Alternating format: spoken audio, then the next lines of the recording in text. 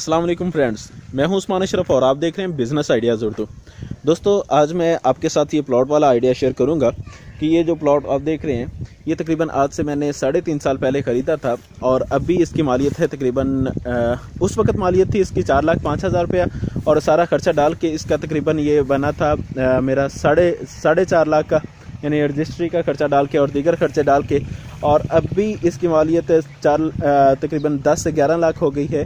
और इसका रीज़न जो है ये है कि आगे ये एक रोड बन चुका है टाउन के सामने, और दूसरा ये कि एक न्यू टाउन जो है वो बन चुका है और इन टाउनों की वजह से इसकी मालियत जो है वो मज़ीद बढ़ी है।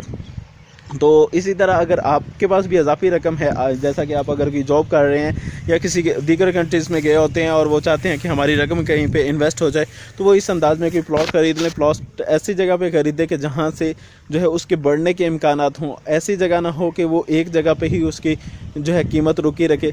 देखिए, इसकी कीमत दो वजह से बढ़ती है। एक तो टाइम पीरियड के गुजरने की वजह से कि जैसे हर चीज़ की कीमत बढ़ रही होती है उसी अंदाज में इसकी भी कीमतें बढ़ रही होती हैं अगर आप प्लॉट वगैरह खरीदते हैं। और एक दूसरा रीज़न ये होता है कि आप ऐसी जगह पे प्लॉट ख़रीद लेते हैं कि जहाँ पे मज़ीद जो है वो डेवलपमेंट हो रही होती है, मज़ीद मकानात बन रहे होते हैं या मज़ीद जो है टाउन्स वगैरह बन रहे होते हैं, उस वजह से उसकी रकम बढ़ती है। तो ये सारी जो है सिचुएशन देखें पहले कि वहाँ पे अगर मज़ीद इम्कानात हैं कि कोई टाउन वगैरह बनना है या मज़ीद मकानात बनने हैं, तो फिर उस सूरत में ख़रीदें। वगरना जो है ऐसी जगह पे रकम ना फंसाएं कि जहाँ पे साल हर साल जो है वो रकम बढ़ती ही नहीं है। बहरहाल, अगर आपको वीडियो पसंद आई हो तो इसे लाइक शेयर कमेंट ज़रूर कीजिएगा।